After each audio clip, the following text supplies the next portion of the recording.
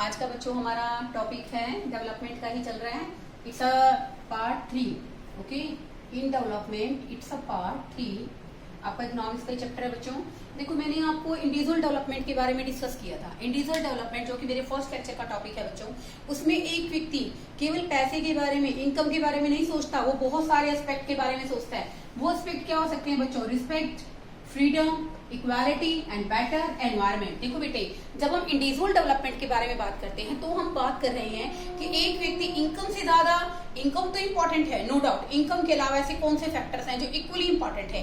सबसे पहले मैंने बताया रिस्पेक्ट, जहां वो काम कर रहा है उसको रिस्पेक्ट मिले। ओके, वहां पर उसको फ्रीडम मिले, आजादी मिले। तीसरी बात, वहां का वर्किंग एनवायरनमेंट बहुत अच्छा हो। और चौथी और सबसे इंपॉर्टेंट बात कि उसके साथ कैसा बिहेवियर होना चाहिए स्टूडेंट्स? इक्वल बिहेवियर होना चाहिए। ये तो बात आती है मेरे फर्स्ट टॉपिक की, इंडिविजुअल डेवलपमेंट की। Then now we are talking about national development या नेशन डेवलपमेंट। अब मैं एक व्यक्ति, पर्टिकुलर व्यक्ति के बारे में बात नहीं कर रही, now I am talking about whole country, पूरे देश के बारे में बात कर रही हूँ। तो देखो बेटे, नो डाउट हमने अकॉर्डिंग टू वर्ल्ड बैंक और वर्ल्ड ह्यूमन रिपोर्ट के अकॉर्डिंग हमने लिया कि per capita income is a criteria. Per capita income is also called average income, and average income और per capita income is a important criteria to differentiate या फिर कह सकते हैं कंपेयरिंग टू कंट्रीज को आपस में कंपेयर करने के लिए अकॉर्डिंग टू रिपोर्ट ये सबसे बेस्ट तरीका है। ठीक है ना, वर्ल्ड बैंक ने हमें सजेस्ट किया अपने रिपोर्ट के अंदर, it's a best way to compare in the countries, but it is not sufficient. ठीक है ना, लेकिन ये सफिशिएंट नहीं है। तो बेटे ऐसी बहुत सारी बातें होती है जो बताते हैं कि कंट्री डेवलप है या नहीं है। तो देखो बेटे, उनमें से बहुत सारी बातें कौन सी हैं? Per capita income is important, we are not going to ignore the per capita income, but still more and more things are also equally important, such as वहां लिटरेसी रेट, साक्षरता दर। ठीक है ना बच्चों, कि वहां पर 7 साल या उससे उम्र के बच्चे, उम्र के जो लोग हैं 7 साल या उससे उम्र के लोग कितने पढ़े लिखे हैं। ठीक है बच्चों, IMR का मतलब क्या होता है स्टूडेंट्स? इन्फेंट मोर्टेलिटी रेट, शिशु मृत्यु दर। क्या होता है बच्चों? The number of children that die before the age of 1 year as a proportion of 1000 children born in particular year. बेटे आपके एसएस की बुक में गलत दिया है, वहां पर 100 लिखा है बच्चों, 100 नहीं है बच्चों, 1000। तो मतलब मान लो बेटे, नंबर ऑफ चिल्ड्रन, जो बच्चे बेटा 1 साल की उम्र पूरा किए बिना ही, 1 साल के हुए बिना ही मर जाते हैं। अगर मान लो बेटे देश के अंदर मैं बात कर रही हूँ 1000 बच्चे जन्म लेते हैं, ठीक है बच्चों, उनमें से कुछ बच्चे 1 साल की उम्र यानी कि अपना फर्स्ट बर्थडे मनाने से पहले ही मर जाते हैं, तो उसको हम लोग क्या कहते हैं बच्चों? पर 1000 के हिसाब से हम लोग इसको निकालते हैं। This is called infant mortality rate and you can say that शिशु मृत्यु दर। अब हम बात कर रहे हैं हमारी लिटरेसी रेट की। लिटरेसी रेट क्या होता है बच्चों? It measure the proportion of literate population, जो हमारी पढ़ी लिखी जनसंख्या है। ठीक है ना, 7 साल या उससे ज्यादा की जो परसेंटेज के लोग हैं जो पढ़े लिखे हैं, वो किस में काउंट होते हैं बच्चों? लिटरेसी रेट में। ओके, अब हम बात कर रहे हैं यहाँ पर net attendance ratio. Net attendance ratio क्या होती है बेटे? नेट अटेंडेंस रेशियो का मतलब होता है बेटे कि 14 से 15 साल की उम्र के जितने बच्चे हैं, ठीक है ना, उस कंट्री के अंदर, उनमें से कितने बच्चे एट प्रेजेंट स्कूल में जाकर स्कूली शिक्षा ले रहे हैं। ठीक है बच्चों, यानी कि नेट अटेंडेंस रेशियो का मतलब यहाँ पर क्या है? Total number of children between the 14 to 15 years। Okay, यानी कि टोटल नंबर, कुल लोग बच्चे जो बेसिकली क्या कर रहे हैं, 14 से 15 साल के हैं, ठीक है ना, अटेंडिंग स्कूल को अटेंड कर रहे हैं as proportion to total student, total children, यानी कि जो जा रहे हैं वो तो स्टूडेंट हो गए, और जो कर रहे हैं वो क्या है बच्चों? बेसिकली अगर हम बात करें कि जो बच्चे एजुकेशन ले रहे हैं 14 to 15 के अंदर, वो तो किस में आ गए बच्चों? अटेंडेंस में आ गए, और जो नहीं जा रहे वो नॉन अटेंडिंग हो गए, यानी कि बेसिकली वो स्कूल अटेंड नहीं कर रहे। तो नेट अटेंडेंस रेशियो का मतलब ये है कि 14 से 15 साल के जितने भी बच्चे हैं, बेसिकली उनमें से जितने बच्चे स्कूल अटेंड कर रहे हैं, this is called net attendance ratio. तो देखो बेटे, कंट्री की डेवलपमेंट के इंडिकेटर्स बहुत सारे हो सकते हैं बच्चों। तो such are some indicators, literacy rate, वहां पर साक्षरता दर कैसी है, शिशु मृत्यु दर, इन्फेंट मोर्टेलिटी रेट कैसी है, and third one is net attendance ratio. In this topic we are comparing 3 countries about these topics. अब देखो बेटे, अब आप ही देखिए इस टेबल को, इसके अंदर बेटे डिफरेंट स्टेट्स गिवन है, महाराष्ट्र, केरला और बिहार। ओके, यहाँ पर स्टूडेंट्स पर कैपिटा इनकम आपको बताने की बेसिकली कोई मेजरमेंट करने की जरूरत नहीं है। In this states per capita income बच्चों सबसे ज्यादा कहाँ है? महाराष्ट्र के अंदर। तो according to our report it means Maharashtra क्या है? सबसे ज्यादा डेवलप है, but we have to check some criteria such as literacy rate, infant mortality rate and as well as net attendance ratio. अब देखो बेटे, अगर हम इन्फेंट मोर्टेलिटी रेट की बात करते हैं तो देखो बेटा, केरला के अंदर इन्फेंट मोर्टेलिटी रेट कितनी है 12, और जबकि महाराष्ट्र के अंदर इन्फेंट मोर्टेलिटी रेट क्या है 25। It means double. यानी कि केरला के अंदर अगर 1000 बच्चे जन्म लेते हैं तो सिर्फ 12 बच्चे ऐसे हैं जो 1 साल की उम्र को प्राप्त किए बिना मर जाते हैं। लेकिन महाराष्ट्र के अंदर बेटे ये जो परसेंटेज है वो बेसिकली कितना है, डबल है। किससे comparable to the Kerala. Okay, और जबकि बिहार की बात करें तो बिहार के अंदर तो ये परसेंटेज में और भी बुरा हाल है। ठीक है ना, लगभग अगर हम बात करते हैं तो बेसिकली ये जो है जो है कंपेरेबल टू केरला कितना है, लगभग 48, मतलब बेसिकली 43 है, ये 43 है, तो लगभग 3 गुने से भी क्या है बच्चों, ज्यादा है। तो अगर हम इन्फेंट मोर्टेलिटी रेट का पॉइंट रखते हैं तो केरला के अंदर बेसिकली बेटर हेल्थ फैसिलिटीज हैं, तो ओके, तो यहाँ पर बच्चों इन्फेंट मोर्टेलिटी रेट क्या है, कम। तो अगर इन्फेंट मोर्टेलिटी रेट को क्राइटेरिया रखें तो केरला इज 12। केरला क्या है, इन दोनों स्टेट से सबसे ज्यादा 12 है। अब हम बात करते हैं लिटरेसी रेट की। अब लिटरेसी रेट के अंदर भी बेटे यहाँ पर क्या होता है बच्चों, लिटरेसी रेट, साक्षरता दर भी बच्चों कहाँ ज्यादा है, केरला के अंदर, कंपेयरिंग द 3। अगर हम तीनों स्टेट्स को आपस में कंपेयर करते हैं बच्चों तो बेसिकली क्या है कि केरला के अंदर जैसे कहते हैं इन्फेंट मोर्टेलिटी रेट, इसका मतलब क्या है बच्चों, infant mortality rate means lower the better, जितनी कम हो बच्चों उतना ही अच्छा है। ठीक है, ऐसे ही बच्चों अगर हम बात कर रहे हैं स्टूडेंट्स लिटरेसी रेट की, साक्षरता दर, इसका मतलब ये क्या होनी चाहिए, ज्यादा होनी चाहिए, हायर द बेटर। ओके, आपको कंफ्यूजन नहीं होना चाहिए। अगर हम बात कर रहे हैं नेट अटेंडेंस रेशो की, कि कितने बच्चे जो हैं बेसिकली 14 से 15 साल के स्कूल अटेंड करते हैं। ठीक है बेटा, और ये बेटा ये भी क्या होनी चाहिए बच्चों, हायर द बेटर। ये सब चीजें क्या शो करती हैं, ये सब चीजें देखो बेटे, अगर नेट अटेंडेंस रेशो की बात करो तो भी केरला क्या है, इन सब में आगे है। तो बेटे ये सब चीजें क्या शो करती हैं कि केरला के अंदर बेशक पर कैपिटा इनकम कम है कंपेरेबल टू महाराष्ट्र, लेकिन वहां पर बच्चों लिटरेसी रेट ज्यादा है। तो इट मीन्स कहने का मतलब क्या है बच्चों, वहां पर बच्चों के पास शिक्षा सुविधाएं बेहतर हैं। ठीक है, अगर हम बात करें इन्फेंट मोर्टेलिटी रेट कम है तो इट मीन्स वहां पर बच्चों हेल्थ फैसिलिटीज क्या है, बहुत बढ़िया है।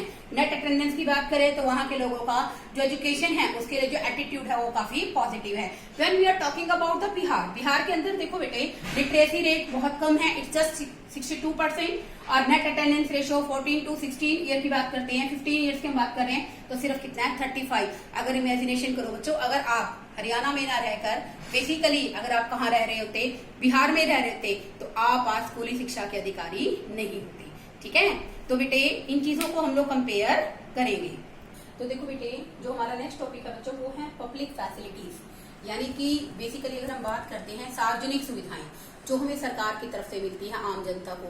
जैसे हम बात करते हैं ट्रांसपोर्ट की, हमारे जो ट्रांसपोर्ट के साधन हैं, बसेस होगी बच्चों, रेलवे हो गई, ठीक है ना, कम्युनिकेशन के जो सोर्सेज हैं जो हमें गवर्नमेंट की तरफ से मिलते हैं, पब्लिक सुविधाएं यानी कि सार्वजनिक सुविधाएं जो बेसिकली बेटे हमारे जीवन के अंदर एक इंपॉर्टेंट रोल रखती है।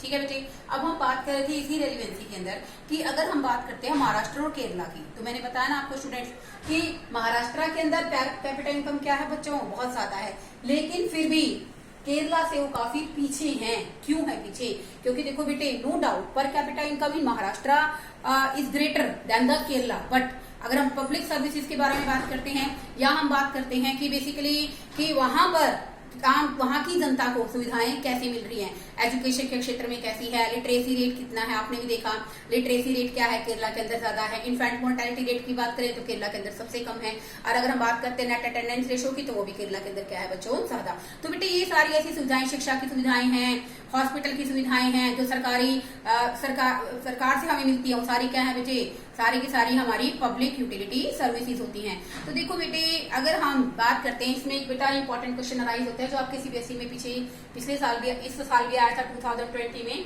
Money can not buy everything explain. देखो महाराष्ट्र के लोगों के पास पैसा तो है लेकिन वो पैसे से सब कुछ नहीं खरीद सकते। मैं आज बात करती हूँ, today I am talking about our national problem that is corona. Okay, corona क्या है, एक ऐसी वर्ल्ड वाइड पैंडेमिक है जिसने पूरे देश को हिलाकर रख दिया है। ठीक है बच्चों, तो क्या हम पैसे से अपने आप को कोरोना से सेव कर सकते हैं?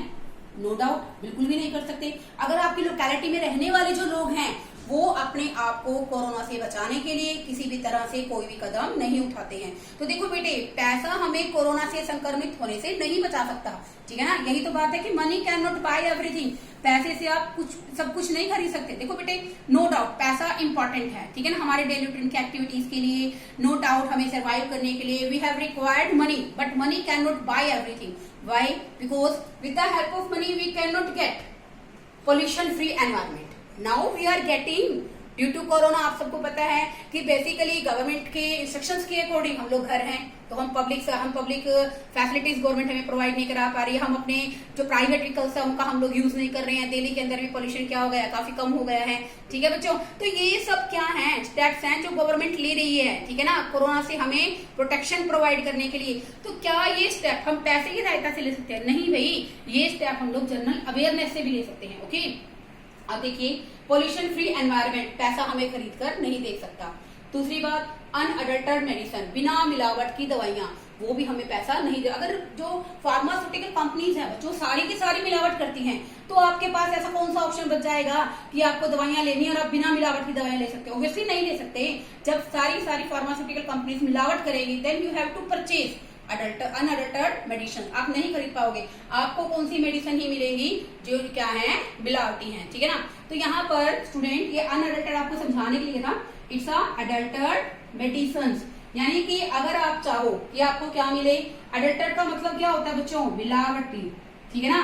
तो मिलावटी वस्तु तो हम नहीं खरीदना चाहते, तो हम कौन सी खरीदना चाहते हैं स्टूडेंट, अनअडल्टर्ड, बिना मिलावट की। Okay, can be protected from infectious disease. हम पैसे से अपने आप को कोरोना से सेव नहीं कर सकते, हम अपने आप को सेव कर सकते हैं बच्चों जनरल अवेयरनेस से। जो भी हमें बेसिकली जनरली प्रिकॉशंस बताए गए हैं, हमें उसके लिए पैसा नहीं चाहिए, उसके लिए हमें चाहिए बेसिकली हमारा रैशनल डिसीजन, हमारी समझ, हमारी अपने आप को इस बीमारी से बचाने की सोच, पॉजिटिव थिंकिंग, ठीक है बच्चों। अगर अब देखो बेटे, हम बार बार यही बात करते हैं, मान लो बेटे आपको अपना एक एग्जांपल लो, आप ऐसे एरिया के अंदर, गांव के अंदर रहते हैं जहां पर बेसिकली जो आगे बच्चे हैं वो आगे पढ़ना नहीं चाहते, या उनके पेरेंट्स की इकोनॉमिक पोजीशन ऐसी नहीं है कि वो उनको पढ़ा सके। तो क्या जब तक आपके पेरेंट्स आपको प्राइवेट स्कूल में भेजने का डिसीजन नहीं लेंगे या आपको किसी स्कूल में एडमिशन नहीं कराएंगे, तो क्या आप पढ़ पाओगे? ऑब्वियसली नॉट, आप नहीं पढ़ पाओगे। कुछ लोगों का मानना ये भी है, if the government has to provide better education facility, ताकि जो उनके बच्चे हैं जो अफोर्ड नहीं कर पा रहे हैं प्राइवेट सेक्टर के अंदर, वो सब क्या कर सके, वहां से एजुकेशन ले सके। अगर बेटे इसी के कंटेक्स्ट में अगर हम एक दूसरा एग्जांपल भी लेते हैं, तो वो दूसरा एग्जांपल क्या हो सकता है कि अगर हम बात करते हैं कि हम चाहते हैं कि हमारे घरों की सुरक्षा रहे, ठीक है बच्चों, तो हम प्राइवेट रूप से एक एक गार्ड तो नहीं रख सकते कि अपने घरों के अंदर हम सिक्योरिटी सेफ्टी चाहते हैं, ऑब्वियसली नहीं रख सकते बच्चों।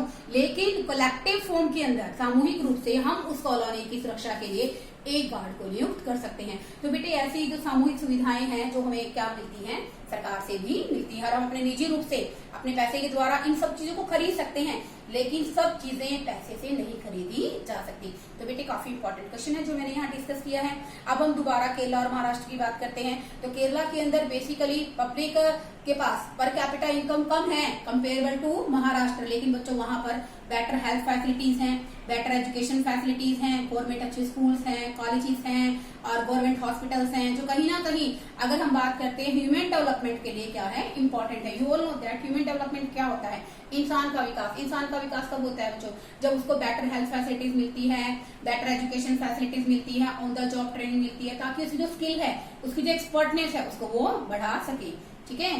ह्यूमन डेवलपमेंट रिपोर्ट पब्लिश की थी बच्चों यूएनडीपी ने। यूएनडीपी का फुल फॉर्म क्या है बच्चों, यूनाइटेड नेशन डेवलपमेंट प्रोग्राम। तो बेटे उसने बेसिकली यूएनडीपी ने यहाँ पर एक रिपोर्ट पब्लिश की थी 2006 के अंदर। तो उसने क्या कहा कि इफ फॉर कंपेयरिंग कंट्रीज, अगर हम देशों की तुलना करना चाहते हैं तो जरूरी है वहां के लोगों का एजुकेशन लेवल, वहां के लोगों का हेल्थ स्टेटस और पर कैपिटा इनकम, तीनों को क्या करें, कंपेयर करें। तो देखो बेटे अगर क्वेश्चन आ जाता है क्या डिफरेंशिएशन है, वर्ल्ड बैंक ने सिर्फ कंपेयर के लिए किसको वेटेज दी बच्चों, पर कैपिटा इनकम को। किसने दी है बच्चों, पर कैपिटा इनकम को।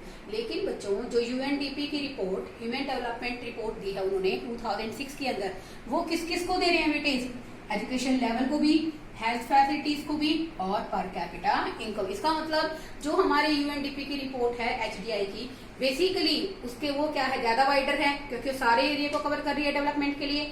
और जबकि जो वर्ल्ड बैंक ने सिर्फ पर कैपिटा इनकम को वेटेज दी है वो एक नैरो कॉन्सेप्ट है। ओके, अब देखो बेटे, अगर हम बात करते हैं लोगों को बेसिकली कितना पोषण मिल रहा है, कितना नहीं मिल रहा है, कितने लोग हैं जो अंडर नरिश्ड हैं, कितने लोग हैं जिनका न्यूट्रिशन लेवल बिल्कुल ओके है, कितने ऐसे लोग हैं जो ओवरवेटेड हैं। ठीक है बच्चों, तो इसको निकालने के लिए एक साइंटिफिक तरीका है बच्चों, जिसको हम लोग कहते हैं बीएमआई।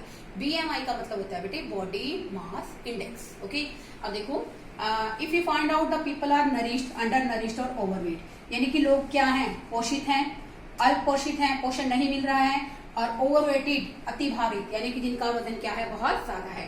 तो इसका एक साइंटिफिक मेथड है बच्चों जिसका नाम है बीएमआई, बॉडी मास इंडेक्स। ठीक है, निकालते कैसे हैं स्टूडेंट्स इसको, वेट डिवाइडेड बाय हाइट का स्क्वायर।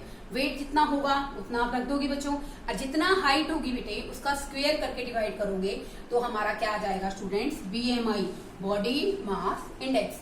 तो बेटे बेसिकली यहाँ पर बीएमआई हम बेटे एक बात और मैं इसमें बताना चाहती हूँ बच्चों, जो बीएमआई है बेसिकली ऐसे जो स्टूडेंट्स हैं जो रेगुलरली क्या कर रहे हैं, ग्रो कर रहे हैं, जैसे आप सब हैं जो रेगुलरली क्या करते हैं, ग्रो करते हैं, उन स्टूडेंट्स का हमें बीएमआई कैलकुलेट नहीं करना चाहिए। ओके, जो स्टूडेंट्स अभी रेगुलरली ग्रो कर रहे हैं, आप सब हैं बच्चों 10th क्लास के स्टूडेंट्स, तो आपका बीएमआई कैलकुलेट नहीं करना चाहिए। इसके लिए बेटे हम अपने स्कूल के अंदर एक टीचर का एग्जांपल ले सकते हैं, प्यून का ले सकते हैं, और बेसिकली अपने घर के अंदर अपने पेरेंट्स का एग्जांपल ले सकते हैं, तो उनकी हम लोग बीएमआई कैलकुलेट कर सकते हैं। अकॉर्डिंग टू दिस रिपोर्ट, अगर मान लो बेटे किसी व्यक्ति का बीएमआई 18.5 से कम आता है तो इसका मतलब उसका न्यूट्रिशन लेवल प्रॉपर नहीं है, वो क्या है बच्चों, अंडर नरिश्ड है। और अगर मान लो बेटे किसी का जो रिपोर्ट के अंदर जिसका न्यूट्रिशन लेवल कितना आता है, 25 आता है, तो हम बात करेंगे कि 25 से ज्यादा यानी कि अबव देन 25 आता है तो वो क्या है बच्चों, ओवर वेटेड। देखो बेटे मैंने इसके बेसिकली आप लोगों को 3 और 4 पेजेस डिस्कस कर दिए हैं रिपोर्ट के अंदर। बेटे सिर्फ आपका एक ही टॉपिक पेंडिंग है, सस्टेनेबिलिटी ऑफ डेवलपमेंट, वो आपको मैं नेक्स्ट वीडियो के अंदर डिस्कस करूंगी। आई होप आपको समझ में आया होगा। और बेटा जो जो क्वेश्चन आपको बताए जाते हैं ना, वो क्वेश्चन आप साथ साथ किया कीजिए। इट्स वेरी इजी चैप्टर, अगर आप एक अच्छी कोशिश करते हो ना तो ये चैप्टर आपको लॉन्ग टर्म तक समझ भी आएगा, आपको अच्छे ढंग से आप इसके क्वेश्चन भी बना पाओगे। Very good students, keep it up. Thank